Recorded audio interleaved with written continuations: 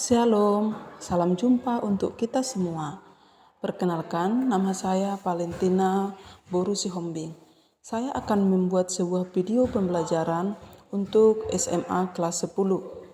Adapun judul materi yang saya akan bahas dalam video ini adalah makna hidup baru.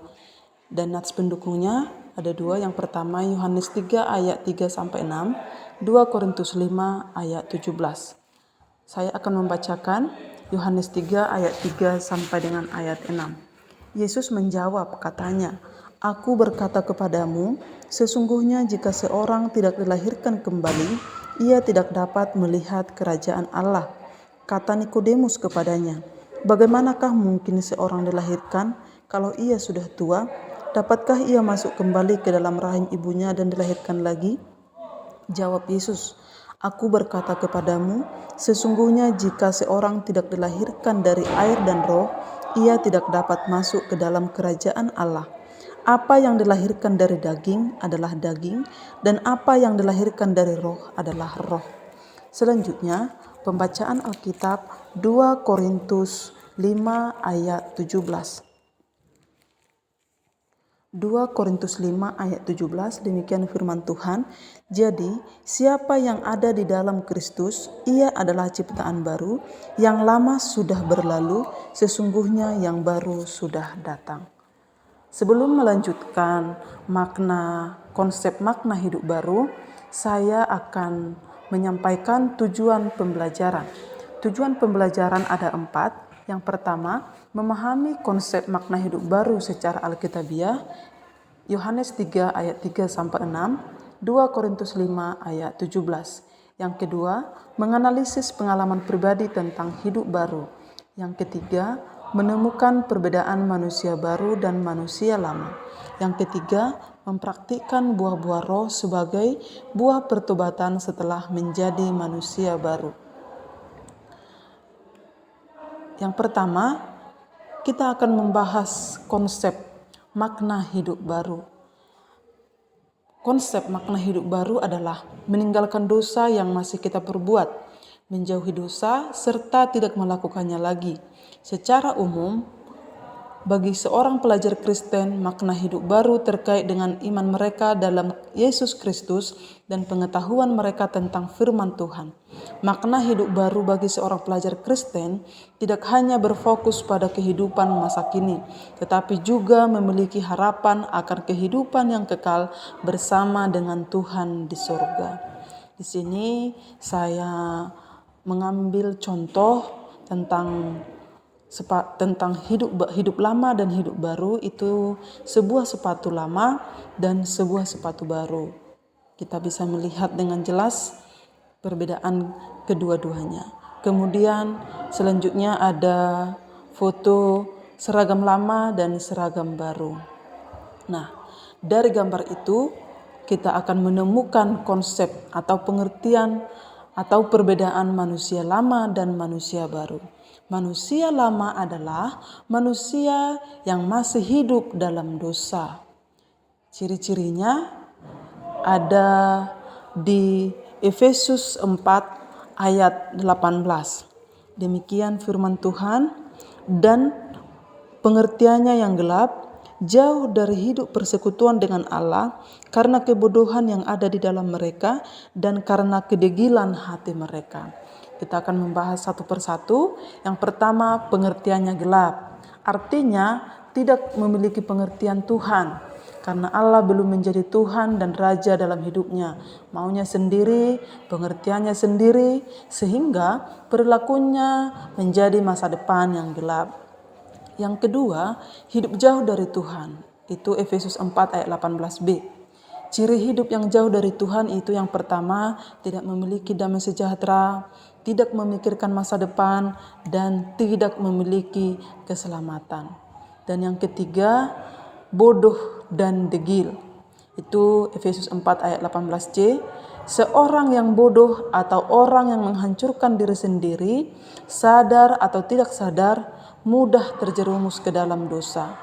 Yang ketiga, perasaannya tumpul. Itu Efesus 4 ayat 19a. Orang seperti ini bisa saja ada dalam gereja, beribadah, mendengarkan firman, tetapi tidak mengerti dan masih memiliki perasaan yang tumpul. Itulah ciri-ciri manusia yang hidup dalam dosa. Selanjutnya, kita akan membahas tentang manusia baru. Manusia baru adalah manusia yang sudah mengalami perubahan tingkah laku ke arah yang lebih baik, yaitu tindakan yang menyenangkan hati Tuhan.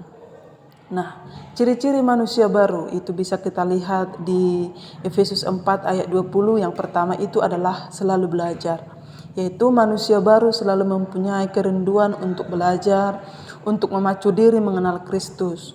Manusia baru mau belajar, mau mengampuni, setia, dan belajar perintah Tuhan, sehingga menjadi serupa dengan gambaran Kristus, mau berubah dari hari ke hari. Yang kedua, mendengar dan menerima. Itu bisa kita lihat di Efesus 4 ayat 21.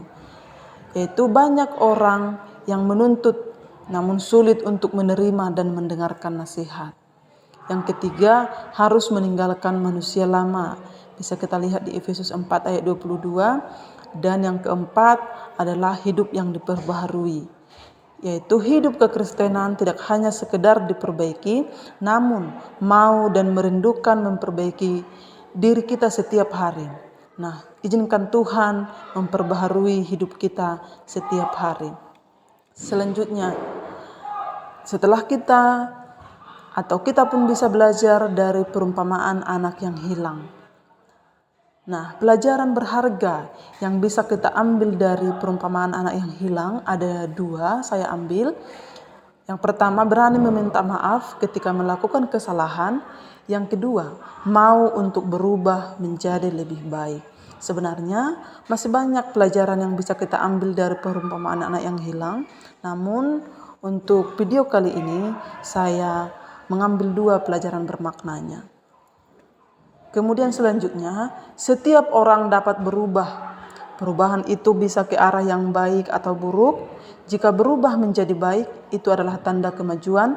Jika berubah menjadi buruk, itu tanda kemunduran. Saya harap kita semua lewat video ini, kita akan berubah ke arah yang lebih baik, sehingga kita akan mendapatkan kemajuan atau akan mengalami kemajuan. Nah, bagaimana hasil atau apa hasil dari hidup yang sudah diperbaharui oleh Tuhan? Itu bisa kita lihat di Galatia 5 ayat 22 sampai dengan 23, yaitu tentang buah-buah roh. Inilah hidup yang sudah dibaharui oleh Tuhan, yang sudah hidup baru. Yaitu yang pertama, memiliki kasih, memiliki sukacita, memiliki damai sejahtera, sifatnya sabar, sifatnya murah hati, baik, setia, lemah lembut, menguasai diri. Itulah orang yang hidup baru. Semoga pembelajaran ini bisa membawa kita menjadi orang-orang yang memiliki sikap seperti buah-buah roh. Adapun kesimpulan dari video ini adalah setiap orang Kristen haruslah hidup menurut sifat dan karakter manusia baru, serta meninggalkan sifat dan karakter manusia lama. Hanya Allah yang dapat memperbaharui hidup kita menjadi manusia baru. Karena itu, kita harus membuka diri untuk dibentuk dan dibaharui Allah. Semoga video pembelajaran ini bisa bermakna dan bisa kita aplikasikan dalam kehidupan kita sehari-hari. Sekian dan terima kasih. Shalom.